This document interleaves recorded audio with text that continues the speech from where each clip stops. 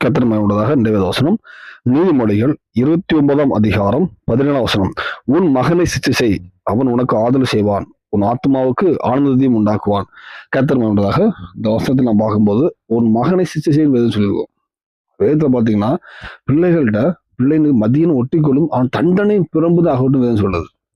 எல்லா பிள்ளைகளுமே சில மதியம் ஒட்டிக்கொள்ளும் போது அப்பா அம்மா அந்த எந்த தவறோ அந்த தவறை சொல்லி தண்டிக்கும் போது அந்த தவறு மாறுது, ஒரு பயம் வருது, அப்பா அம்மா பயம் வருது. அந்த பிள்ளைகள் வளர்ந்து வரும்போதும் கர்த்தருக்கும் பிரியமா வாழ்றது, அப்பா அம்மாவுக்கும் பிரியமா வளருது. அப்பா அம்மாவும் கடைசி காலத்துல ஒரு ஆனந்தத்தை அப்பாவுக்கு கொடுக்குது.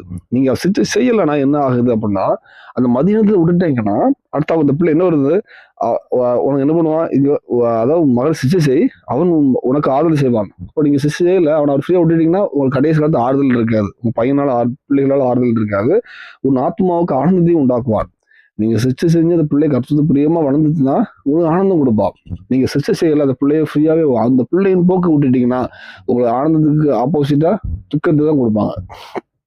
அநேக நாடுகள்ல பெரிய டெவலப் கண்ட்ரில பாத்தீங்கன்னா பிள்ளைகளை அடிக்க கூடாது அப்படி விட்டுருவாங்க. அந்த பிள்ளை சின்ன வயசுல இருந்து அந்த பிள்ளைக்கு போக்கிலே போனோம், பிள்ளைகிட்ட சொல்லலாம், அட்வைஸ் பண்ணலாம், கண்டிக்கவோ அடிக்கவோ எதுவும் பண்ண முடியாது. அப்படி ஒரு காலம் வரும்போது அந்த பிள்ளைகள் ஒரு ஸ்டேஜ்ல தாறுமாறுன வழிக்கு போயிட்டு இந்த பிள்ளைகள் எங்கேயோ போயிருது. அது அவங்க அப்பா அம்மாவுக்கு சம்மந்தம் கிடையாது, அந்த அந்த அந்த பிள்ளைகளால அப்பா அம்மாவுக்கு எந்த இதுவுமே கிடையாது.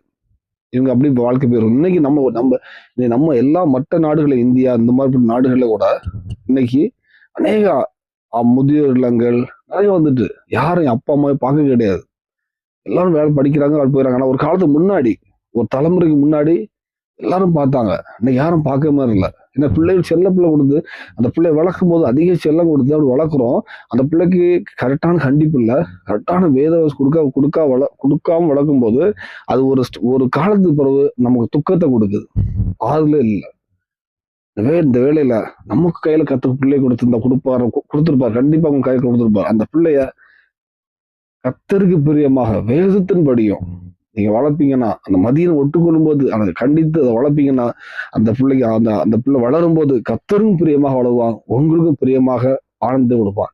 அர்ப்பணிப்போம். தேவனுடைய கிருபை செய்வாராக. ஆமென்.